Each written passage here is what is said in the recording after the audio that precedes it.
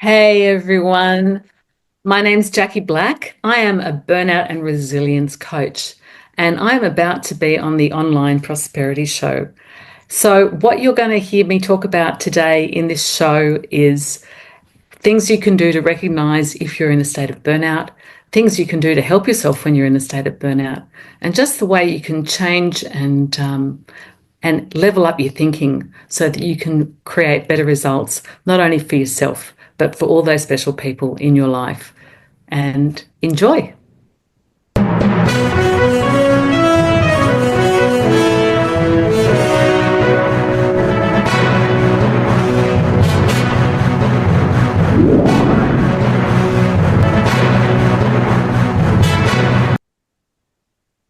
Welcome to another enriching episode of the Online Prosperity Show, your premium destination for exclusive insights into personal and professional growth. I'm your host, Prosper Taruvinga, and today we have a truly inspiring guest whose journey from the classroom to teaching offers invaluable lessons on resilience and well-being. Now, Jackie, how are you doing today? I'm doing very well, thank you. How are you doing? Absolutely. I can't wait to go on this journey from the classroom to coaching and the way that you've always been, teaching people how to be, do, and have a happier existence. Now, for those that are watching right now, thank you so much for tuning into the Online Prosperity Show. And guest today, Jackie Black, is a former high school teacher with over 30 years of experience who has transformed her career to now becoming a beacon of support for educators and parents that are battling burnout. And she's leveraging those 4 decades in personal development. And now she empowers others to master their own emotions and enhance their effectiveness in all areas of life. Now, I know for sure you are going to be fired up or ignited. Oh, should I just maybe light a match? Actually, I can't. I don't know. Jackie, I've heard you can do this with your feet, and I can't even get it going. Oh, finally. I've heard you've got a unique party trick where you can light a match using your toes. You want to hear about it? Well, tell me about it. I was trying to light a match with my hands and, it took me a while, and you can do it with your toes. Yeah, look, I think I learned how to do that because when I was young, I was diagnosed as having flat feet. And in the time, in the day, I've been told since it's actually not true, but that we were told that if we did feet exercises, you could improve the art of your foot, which is not unreasonable, I guess. So my sister and I, we would walk on the sides of our feet, we would walk on our toes, we'd have to pick up pencils with our toes. And honestly, I have no idea how I figured out that I could hold a little box of redhead matches between the toes of the big toe and the second toe of one foot, pop the box open with the other foot, extract one match and hold it between my toes, and then light it. And yeah, it was quite bizarre. And then it actually came up a few years ago where someone was saying, well, what's something unique that no one would know about you? And I shared it, and she went, well, show us. So I could still do it. It was harder than it used to be, but I could still do it. Absolutely. You see, Jackie, it's quite funny. I've got a 6-year-old who absolutely has maybe discovered the movement of her body, and all she does is somersaults, flipping and back flips and all that stuff. And every second of the day is, Daddy, look. And then she's just spinning around and wasting my time. Now, I'm just thinking, what was it like being that kid who would have such a skill? Was there practice involved, or you just woke up one day and you discovered this is my life now? Look, as I said, with the match thing, there must have been practice involved. But I do specifically remember all the other things because they were regular things that Mum would remind us we needed to do our exercises. So we had to practice the skill of strengthening our feet, strengthening our toes, And so I assume at one stage I must have practiced figuring out. As I said, I don't even know where it came from. I have scratched my head and gone into the depths to try and recall. But yeah, it would have come with practice, certainly with persistence. Yeah, building up some resilience to do it. Absolutely. Well, that is a talent that I don't think anybody has signed up for the world record for. So there you go. There's a that's something you can actually follow up with. All right. Now let's just maybe get back to where it all started. I mean, this kid that's lighting up matches with her feet. How did we get there? What was happening at that particular time? So when I was younger, Yeah. so so if I think about my journey, my mother was a teacher, passionate about learning. She, as I said, professional teacher. She started off her career as a kindergarten teacher, ended her career. I'm just trying to think, was she still a librarian at the end of her career, or she was teaching in a primary school? She was teaching history and languages in a primary school towards the end of her career. But she was, passionate about learning and instilled that passion for learning, for culture, in myself and my sister. I do have a younger brother, but he was 9 years younger. So really the childhood journey didn't really involve my brother until I was 9 years old, by which stage we were at a different phase. But yeah, so I would, mum had offered us experiences. She was learning French. And so I asked her, could I learn French? So I did that before I started high school. But then that ongoing passion and love of learning stayed with me, basically. So as a teacher, I would, hang out for those opportunities to do the professional development work. The love of personal development, however, came when I was in my very early 20s, and I happened to be at a hostel in Byron Bay over a summer break. And there was a book on the table by Dr. M.E.D.I.A called Your Erroneous Zones. And I remember picking it up and reading it. And it was like a light bulb moment for me. It was like going, oh, you mean I can control the thoughts that are coming into my head? You mean I actually have some choice about this? And there were a whole lot of other awarenesses. But like, I think for me, that was the biggest one, knowing that we can do things consciously or unconsciously.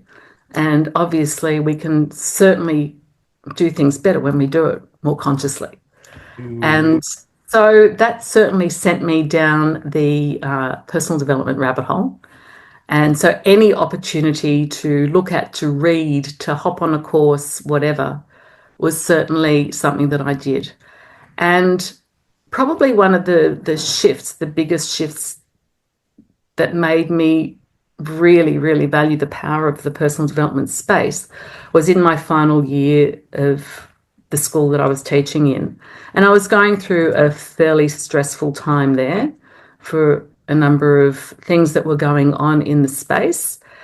And I was invited through a connection that I had to participate in a 45-day, I can't remember what it was called, but there's an American gentleman by the name of Rod Hairston who has a business called Growth You. And he had a 45-day program that was being offered to us to trial out for this marketing company that I was involved with, and they were seeing if they were going to use it with their employees. So they offered it to us at this an amazingly reduced price. And one of the things that we had to do was every morning for 15 minutes, we had to do whatever was up for that day. And so I'd be getting into work early and I'd turn my computer on and I'd have a look at what was going on and what task I had to do for that day. And I'm moving along and I'm happily doing the tasks. And as I said, there was a lot going on. There was some stuff that was really not pleasant for me in the workspace. And one day I walk in and the question is, find some gratitude for someone or something in your life that is really challenging you. And I looked at that screen and I went, you have got to be kidding me. here I am in the work environment, feeling like I'm fighting for my life in that space, turning up to work every day, struggling to hold it together, to not be emotional, to not break down in tears, to not feel like I had a target on my back. It was a fairly toxic situation that was going on, and I had some amazing people supporting me.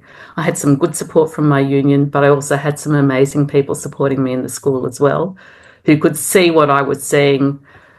But the only one that could truly get me out of that was myself. Mm. And so I sat there and I thought, how do I do this? How do I find gratitude for this? But I did it. I sat there and I got to the end, and we had to do it till we could say thank you for this happening, that we would not ever not want it to happen because of where it's gotten us to now. And I got there, and it was huge.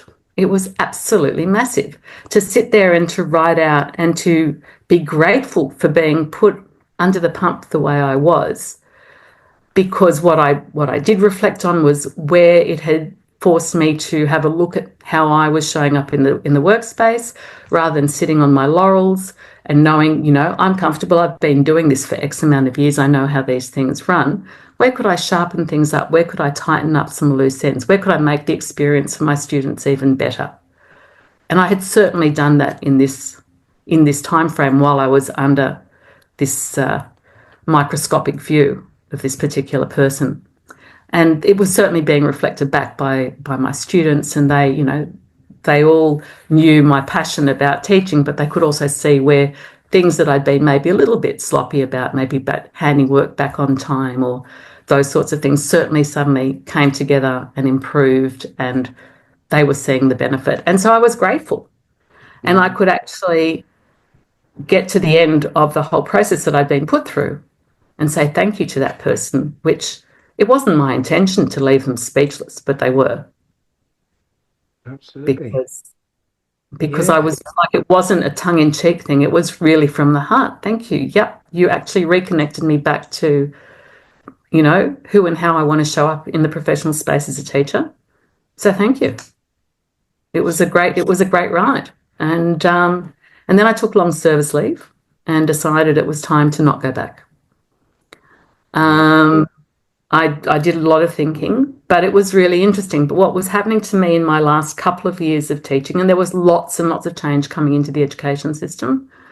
There was lots of changes coming in terms of a lot more. There was so much admin that teachers were being expected to do on top of their workload of being in front of the classroom, on top of X, on top of Y. And it was a lot. And I have no doubt, that's part and parcel as to why we started to see so much burnout in teachers.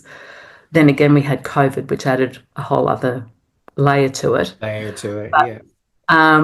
But when I got to the point that I left, but I had for a long time, I'd been having migraines. And I used to think that the migraines were because, I'm sitting at a desk, or, not moving around enough, or I'm marking. So maybe I'm just looking, I'm looking at a bad angle and I'm creating problems with my neck. I was seeing a chiropractor, but, like weekly migraines. And I had a fabulous deputy principal who I would go and see, and I'd say to her, look, I've got one of those migraines. I'm going to do my best to make it through to the end of the day. And I always did. I always made it through to the end of the day, but it was a push. And, thankfully I had a good relationship with my students, because like I could say to them, hey guys, and I was an art teacher, so my art space wasn't a quiet space when they were doing practical work. When we were doing theory work, that also wasn't necessarily a quiet space. But I had enough of a relationship with them to be able to say to them, hey guys, I've got a bit of a headache today. Can we just, and they'd be great. And having said that, I was at a really good school for that. I know that that's not the situation in all schools. You probably can't ask that in a lot of schools. I was blessed to be able to ask that of my students in my school. But when and the other thing I noticed was, like, I was sleeping. I've never said I can't sleep, but I'd wake up exhausted.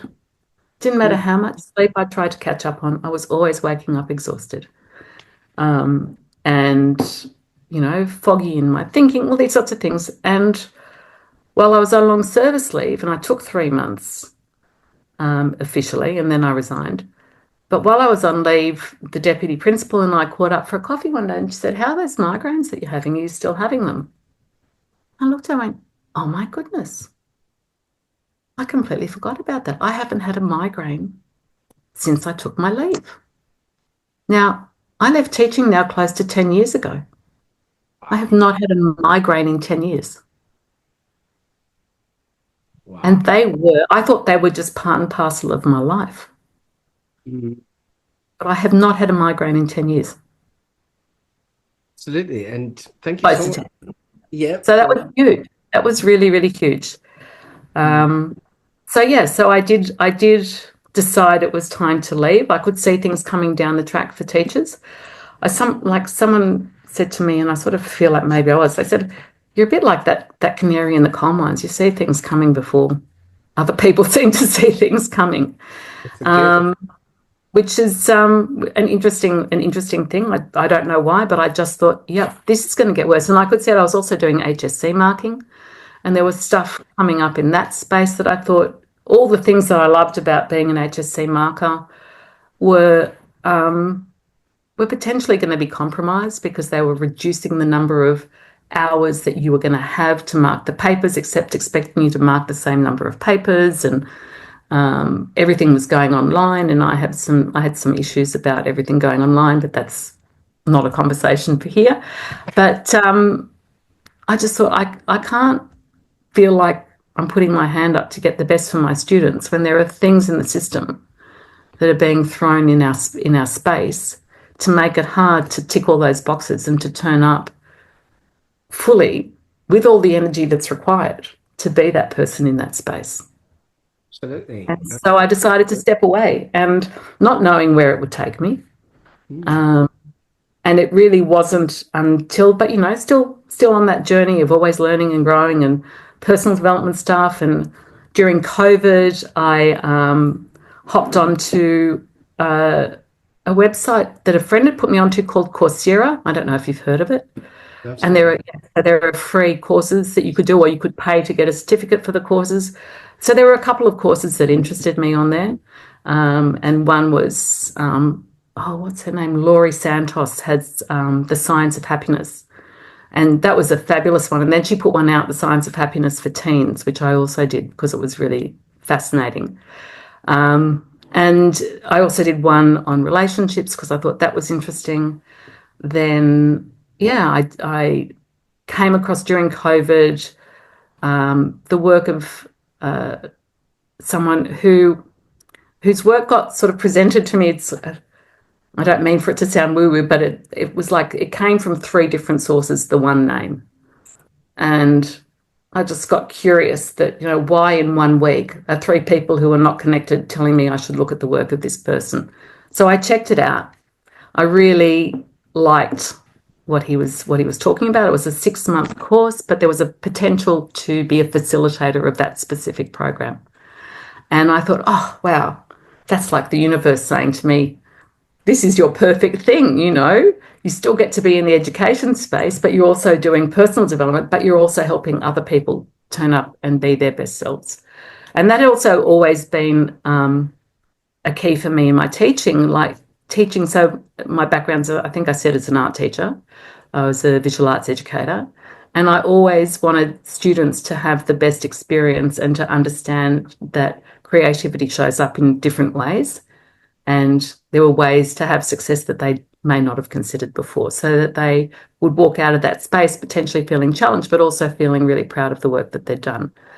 And knowing that you can say the same thing to a class of 28 kids and get 28 different results because it's going Mm. to land differently for everybody.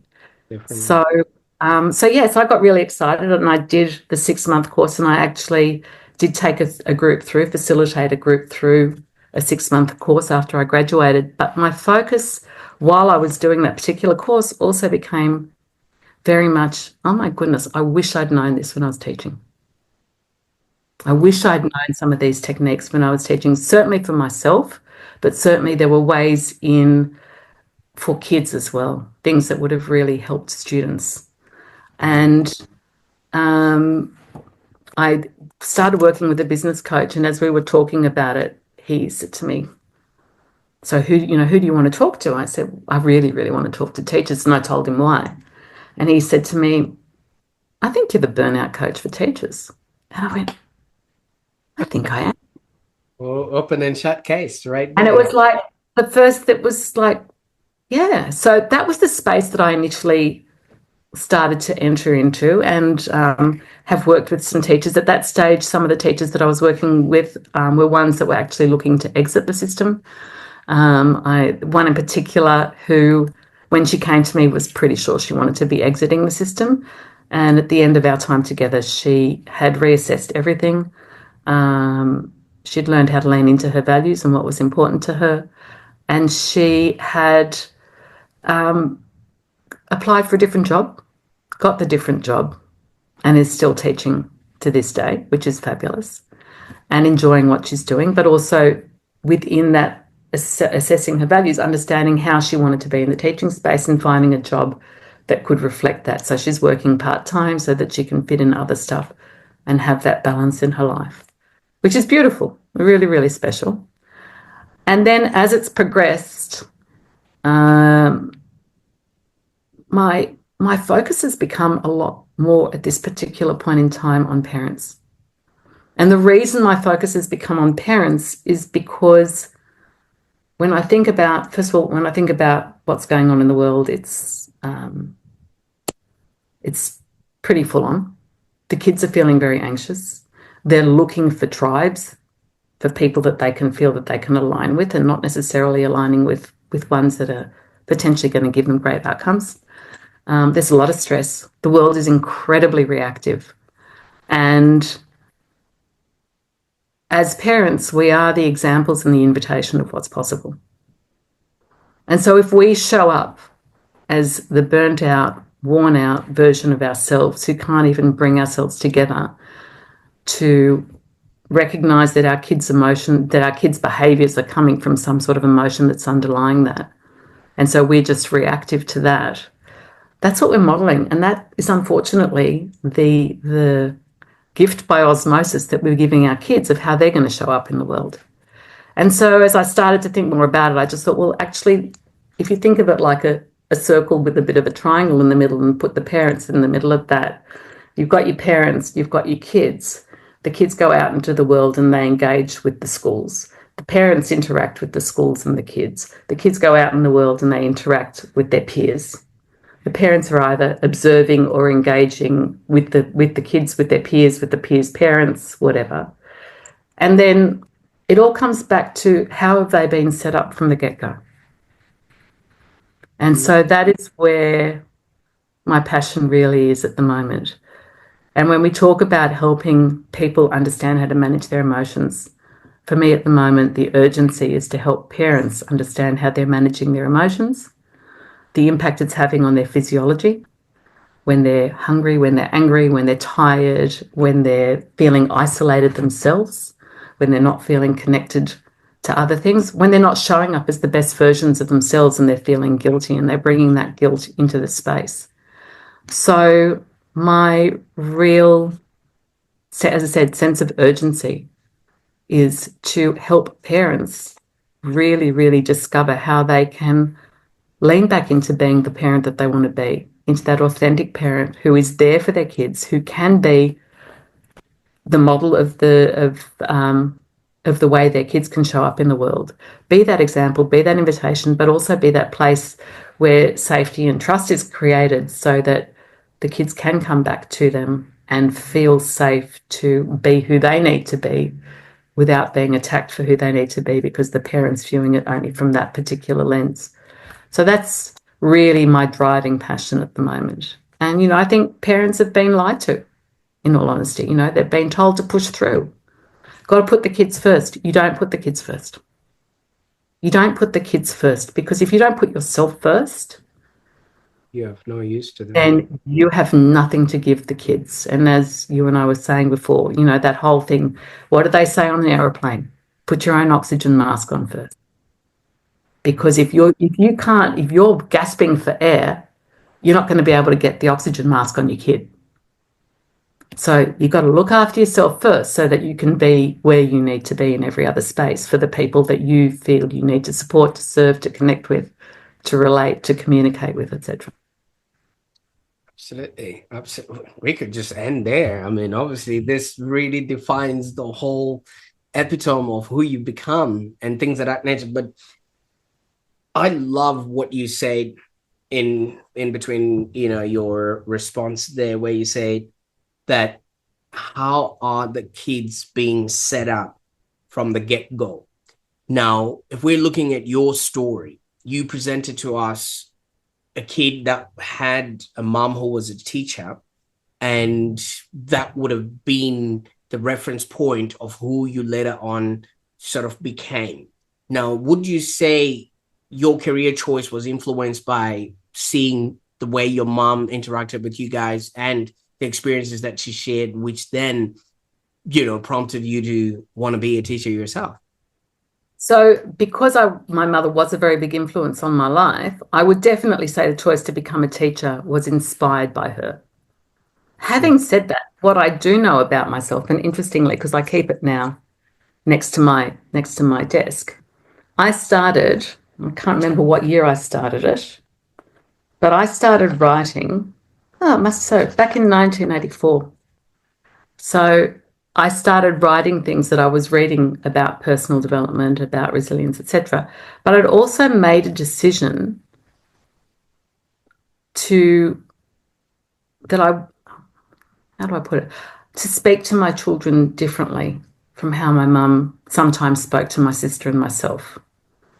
And as and it was probably through all the stuff that I was interested in the personal development space, but I could see that she was doing the best she was doing with the knowledge that she had, her knowledge and her skills. With the But also situation. coming from the place of like she was an only child, so she had this real sense of fear of missing out. So sometimes if she saw my sister and I, and then she just wanted to be involved, she might sort of put some guilt in there. And there was like lots of obviously, the kids stuff that you work through. So, but sometimes she would expect us to apologize to her for things that my sister and I felt like, well, we probably didn't need to. But then, so we learned that, and I just made a promise to myself at an early age that I was never going to be like that with my kids.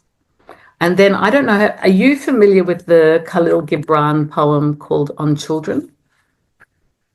No, So share with that us. same year that I read Wayne Dyer's book, Right. I also came across this poem. And I'll just read it to you because I wrote it down in my Little, little black book. little black book. So it's called On Children, and Khalil Gibran wrote it. So it says, "Your children are not your children. They are the sons and daughters of life's longing for itself. They come through you, but not from you. And though they are with you, yet they belong not to you. You may give them your love, but not your thoughts. For they have their own thoughts, and you may how you sorry, for they have their own thoughts. You may house their bodies, but not their souls. For their souls dwell in the house of tomorrow, which you cannot visit, not even in your dreams. You may strive to be like them, but seek not to make them like you. For life goes not backward, nor tarries with yesterday. You are the bow from which your children, as living arrows, are sent forth. The archer sees the mark upon the path of the infinite, and he bends you with his might that his arrows may go swift and far. Let your bending in the archer's hands be for gladness, for even as he loves the arrow that flies, so he loves the bow that is stable." And I remember reading that poem, and this is what I wrote underneath it. It is this attitude that I hope to achieve when I have my own children. Even And just it is, and I've lived into it ever since. So I remember when my son was doing something, and someone said, "How can you let him do that?" He was on a program overseas after he finished school, and I said, "It's his life. I can't. He has to make those choices and those experiences, and I trust that it'll be in a space that is, going to keep an eye out for him. But that's who he needs to be. That's who he needs to grow into. Have I always been that easy with it? Not necessarily. I've grown and I've evolved over the years. And yeah, but I guess that's my parenting philosophy. It became my parenting philosophy that I can be a safe landing space for them, but I can't live their life for them. Mm. And Now, I want to know how that would have felt as a teacher, because obviously that might be going really against what I believe teachers are meant to be for the kids around them. Would that have been the thing that really caused the conflict that you maybe were experiencing because you no, wanted? Okay. no. That wasn't what caused the conflict. It was definitely more on the admin side of things. All right. It was It was the more on the first one. admin side. Thankfully, it was not impacting my students because, as I said, I believe everyone has, that ability to be creative, and it's just how they've been languaged to in their life. Absolutely. So Now yeah. you were obviously traveling when you came across that Wayne Dwyer, sorry, that Wayne Dwyer book at the table, at a hostel at in Byron Bay. Now, there's one thing that I viscerally believe in myself. When you haven't had the scope of that information, half of the people won't be able to see even that book that was in front of them because it's not meant for them. Like when the student is ready, the teacher appears. And I think that's the thing that happened to you there. Maybe just touch on what you had now started personally doing in the personal development front, which got you to recognize that book. Because I have so many people that come into this office and they only see books based on where they are at in life. And it's very interesting, how that sort of happens, in people. And I don't know if you've experienced that pretty much after that. So I guess what probably engaged me to pick up the book in this hostel was that the woman who ran the hostel, who sadly passed away a few years ago, and became a very dear friend, but she was probably slightly older than my mother, definitely more open-minded, definitely, I would say definitely more open-minded to different ways of thinking and to different ways of engaging with people of all ages. And so I really enjoyed being in her company. I enjoyed how she held herself in that space.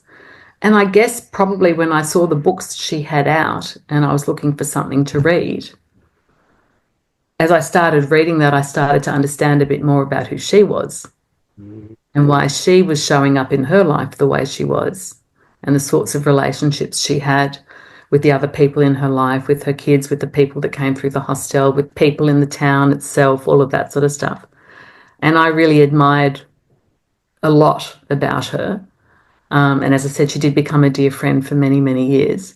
But I think that's probably why, of the books, of anything that I was curious. I read the cover. I can't remember what was on the front cover. Yeah, I think the title probably was the thing that made me curious.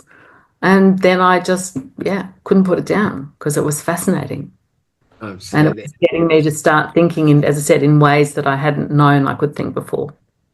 Understandable. And books usually take you on a journey and you actually start learning so many things that you never thought were possible. And from there, it was a trickle down effect of all the courses, the people you met, and things that then happened. I wanted to just maybe fast track to obviously 10 years ago, the migraines stopped, and that took you away from what I might want to say the thing you had known all your life. Because even if you had done it in the 30 years, but also as a child, mom was a teacher and teaching was all you knew.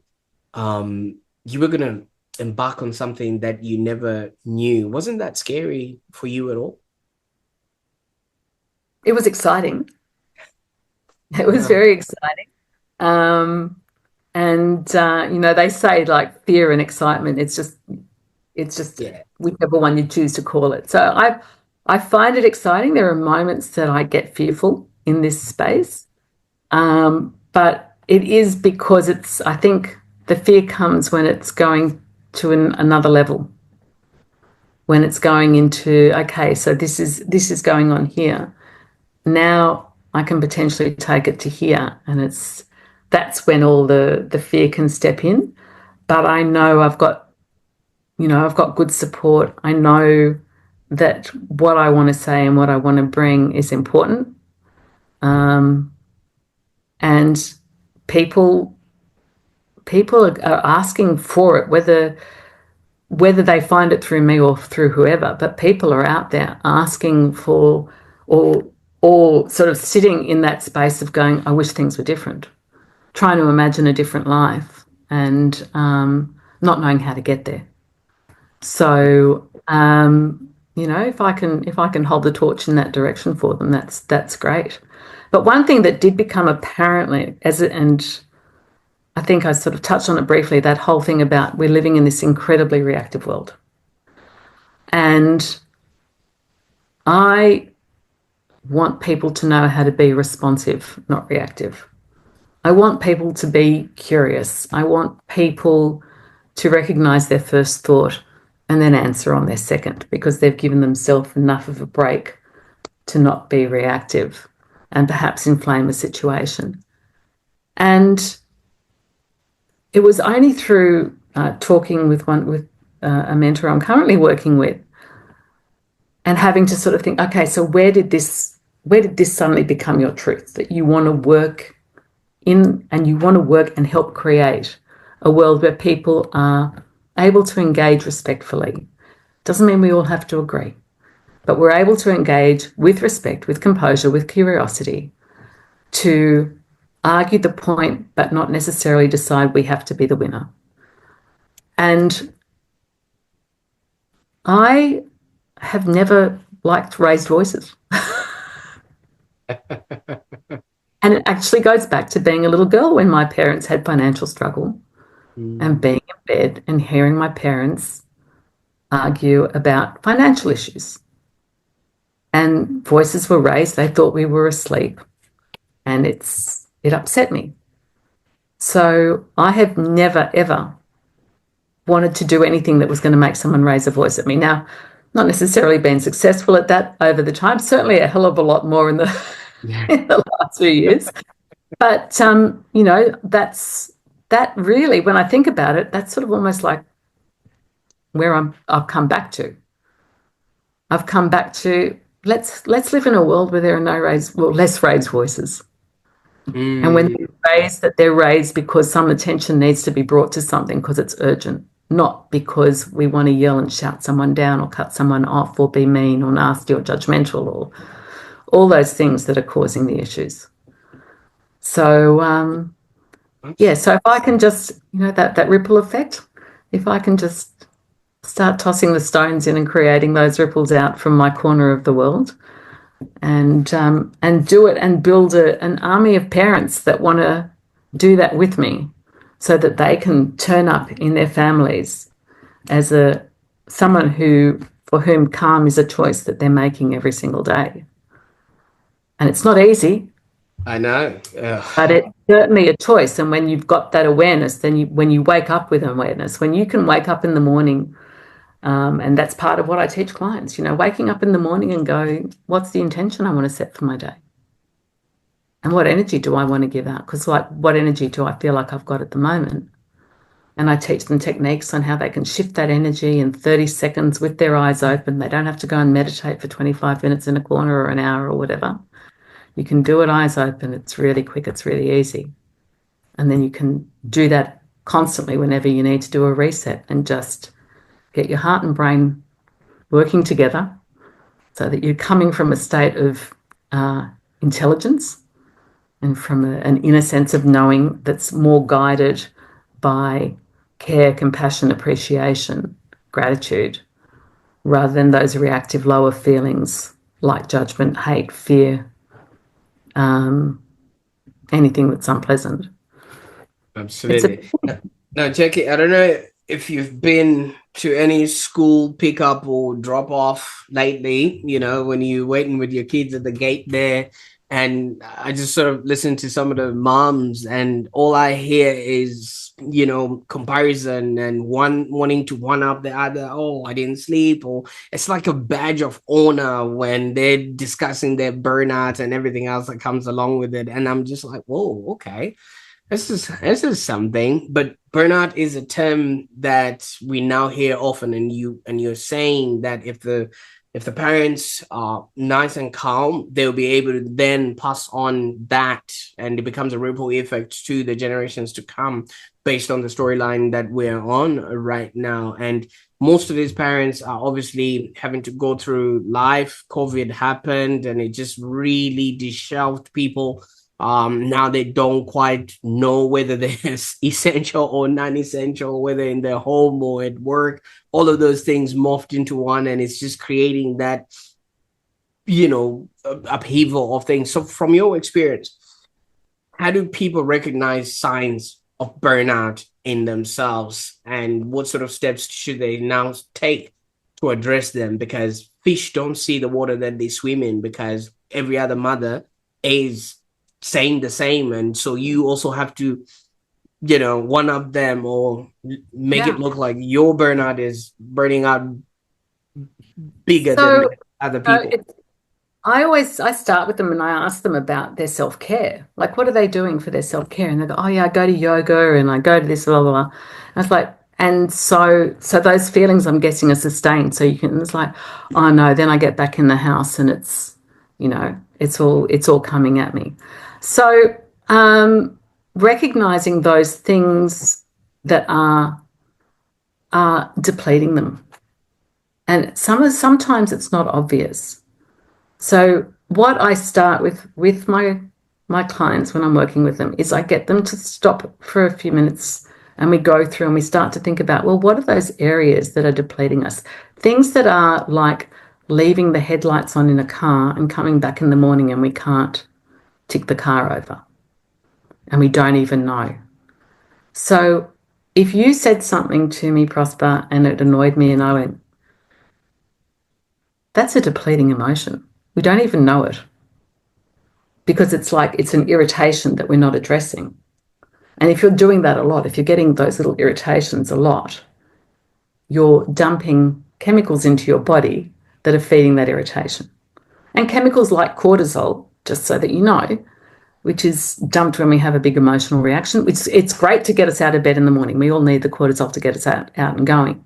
But drinking coffee and then getting frustrated, etc., and aggravating the cortisol dump in the body, it lasts in the body for at least 8 hours. And if we keep dumping, it's going to impact our sleep. So when parents find that they are struggling to fall asleep at night, or they go to bed exhausted, but they're waking up still exhausted, that's a bit of a warning sign. When you aren't feeling that clarity in your brain, when you feel like you've got too many tabs open on your computer screen and you don't know, and you're getting a little bit panicky and you're feeling like you're in overwhelm, that's a warning sign. If you have things like headaches, as I said, those migraines, they are definite warning signs. Stomach issues can be a warning sign. Low sex drive is a warning sign. There's, gosh, the list is huge. But they're the big ones. But and then what do we do? Like, to recognize, well, what are we doing that's creating those sorts of things? So trying to be the best version of ourselves and do everything, trying to be all and end all to everybody in our lives, maybe particularly to our kids, but maybe to the whole family, or maybe it's to a community, depends on what your background is. Trying to be everything to all people, not having boundaries that are strong and supportive around you, that you can recognize that this is actually not serving me. These can start to kick you off into burnout. And I'm trying to remember what the study was. There was a study where they looked at the brain of people with burnout, and it was just the aging of the brain was unbelievable. And so what we're doing is we're aging ourselves very quickly. There's a big physiological impact. It can give us coronary disease. It can give us all sorts of, yeah. This was my biggest aha when I started understanding this aspect of burnout. It's like, people need to know this. People are making themselves sick from things that they're not even recognizing. We talk about the doom scrolling on the social media side of things. What they've done in a study is they've tested people, they've asked people to put their mood status at the beginning of the day, and then they've let them go and they've gotten them to do their scrolling, and they've told one group particularly, you can scroll, but we want you to interact with every post. We want you to use it as social media. So engage, look at the post. You might skip some, but engage with it. And the others, they said, yeah, you can scroll through, don't have to engage. The ones that engaged, their mood had dropped by the end of the day, but they not a lot. The ones that didn't engage was a really, really significant drop in their mood and their mental state. And I can vouch for that myself just recently, where I got particularly interested in something, a particular topic that I sadly allowed myself for a couple of days to go into a scroll hole. And I know better. So, like, as I said, I'm not perfect, Right. but this particular story really hooked me. And I went into the scroll hole and I was reading people's responses. And people are picking up what other people are putting down, and they don't even know the person who's put that thing down, and they decide to engage. And then, like, that's a whole other conversation. But what I did realize a couple of days in, I just realized I was feeling completely flat. I was feeling sad. I was feeling flat. My mood was definitely, definitely affected. I felt sad. I felt lonely. I felt tired. And I just went, oh my goodness, I just need to put that down.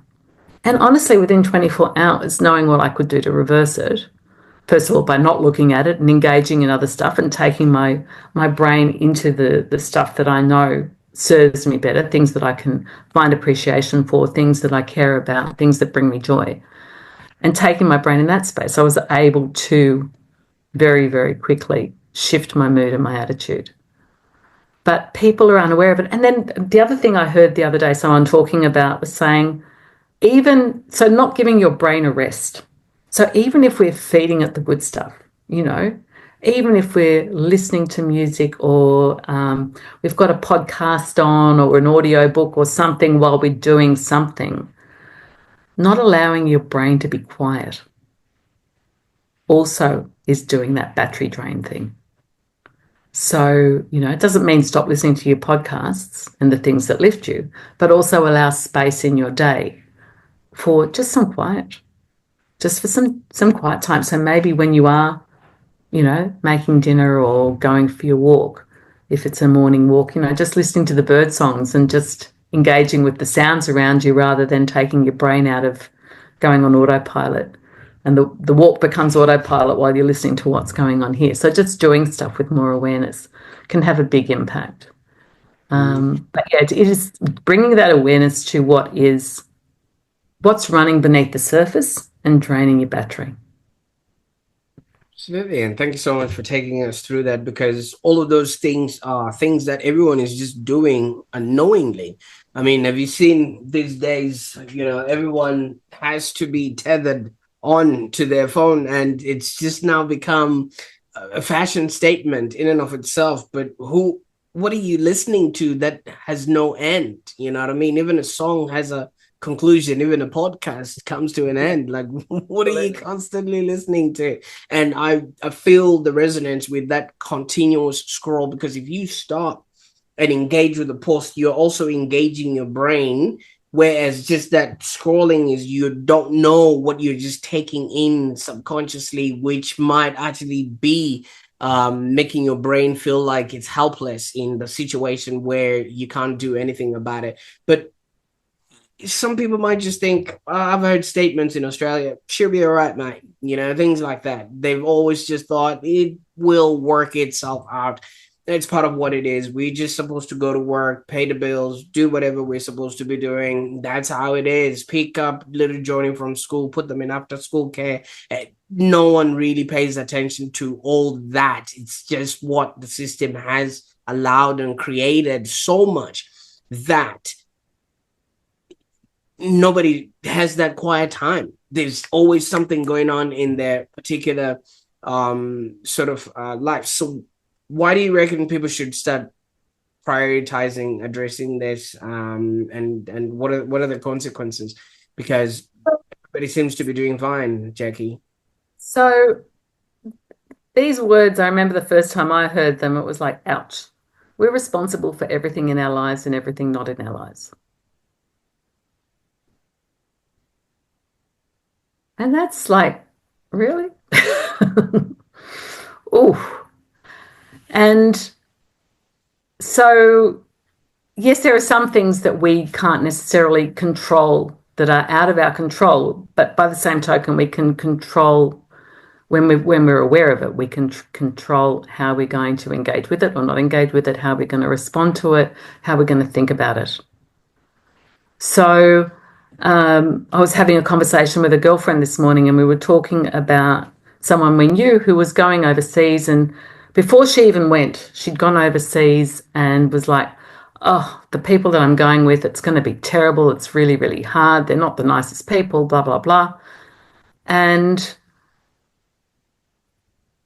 it's one thing to know that that's the people that you're going away with, but it's another people to know that if you go, and of course, when she came back, it was a terrible time. Why? Because she focused on what she could find, and what she focused on grew.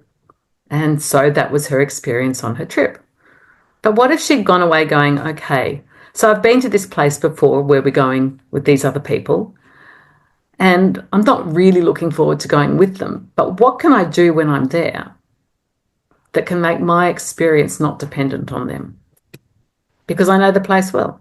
I've been there lots of times, and there are things that I enjoy doing. So if I can compartmentalize them and go, okay, you live your best lives being who you are. I don't have to join in because I can actually make a choice to do this, and I can invite them along to join me if they'd like, but I don't have to expect them to come, and I don't have to limit what I want to do and how I want to engage in a space that I really enjoy being in based on how these people show up every day. So that's what I mean when I say we're responsible for everything in our lives and everything not in our lives. And another powerful thing that I want to share with you that also was like a huge thing, that was like a, oh yes, of course, how come I didn't know that? If we think of ourselves as we are the ones that, if I asked you, who is the only person that is consistently with you in your life every day of your life, Prosper? It's you, yeah? Okay. So you're creating your reality. And when you're about to go in a conversation with somebody, you're creating how you might envisage that conversation going and how they might respond and blah, blah, blah. You know, there's a backwards and forwards. Okay, so I've got this. It's a little bit of a stressful situation. I'm going to go in. And when I say X, Y, and Z, they're going to understand it. They're going to get it. And then we'll progress from there because this is how they're going to respond. And you come to that conversation so certain about how it's going to go. And then suddenly they say something that doesn't fit your script. And what do? It's like, hang on a second. Wait a second. This is what I wrote for you to say. Like, that's not what you're supposed to be saying. And you get reactive. And so when I understood that I'm really the only consistent player on my stage, and I've written stories for every main player and bit player in my life and how I'd like them to show up in my space. But when I understood that they've also, but I've never shared that with them, right? So I've never potentially said to my husband, this is the person, when we get married, this is the person who I envisage you to be in my life. And for my kids, this is how I envisage my children to be. And this is how I envisage you to show up in my space. Because that's my picture of what my family is going to look like. By the same token, they've got their own movie script running in their own head, which they haven't shared with me. And that was like a mic drop moment for me, because when I got that, and I mean really, really got that, I have little, if any, conflict with anyone anymore Because they're because just doing that they're which. just doing them. And all I can then do is get curious. Ah, okay. So that's okay. Ask a good question or ask myself what I mightn't be saying here or think about what's running for them. It was a game changer. It was a huge game changer. And once again, then I can do that. That whole calm is a choice I can make because now that I know that they're running a different story to me that I didn't anticipate, I can ask them about their story. Because in my head, there's a Brady Bunch that's supposed to be sitting, watching TV, eating their breakfast, and playing around, wearing clothes that I see them wearing. And when my kids show up dressed like, wow. Now, I don't know if you understand what you also have just done here. Jackie, let me just bring you back a little bit. I don't know if you know anything about my journey and how I came to be. And I thought I would tell you this. And when the moment comes, I wanted you to remember this moment. I had a teacher who came to our school when I was 13 years old, and she completely changed the course of my life. Now, how she did that was, you can imagine, as a kid, we were growing up in a, poor environment, and we had nothing to really look forward to. The economy in Zimbabwe was really bad. And so if you'd finish school, you just end up doing whatever, sell fish at the market or whatever it is. So that wasn't exciting or aspirational for kids, and we had no use for school. But she came in and she told me that you can do like what I'm doing, do and have a happier existence, and you can travel the world and teach other kids mathematics and English. Now, I was like, I didn't know that was possible. My world didn't have that frame of reference. And you can only imagine from then on, I started learning, studying, and being very particular with what I was doing. And on the day that she was leaving, Jackie, she waved goodbye to all the kids, 58 of us in class. And she did make a pledge and said, if any of you kids are going to be in Australia, be sure to look me up and you can have a cuppa. So to all the other kids, Jackie, it was a farewell message. But for me, that became my mission statement. I wanted to have a coffee with that teacher. So listening to you and you saying this, that whoever is around you, whoever might be in front of you, they're also running a script and their whole life and outlook and things of that nature. She would have been going back home frustrated every single day, thinking these kids don't even want to learn. But she didn't know that we didn't have any scope after school. So you can only imagine what else is happening in people's day to day and life. I think you're always a book, Jackie. It's coming.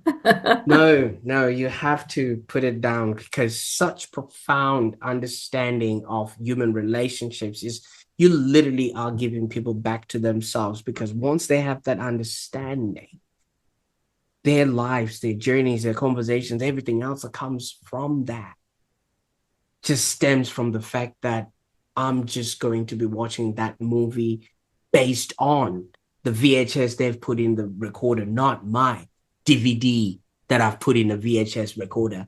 You get what I'm trying to come with here, that Yeah, I'm trying to play a DVD when their whole thing is a VHS. yeah, yeah.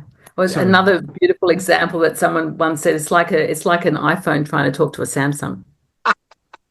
Completely different operating systems. You can't airdrop from one to the other. You can't share certain aspects because the operating system is completely different.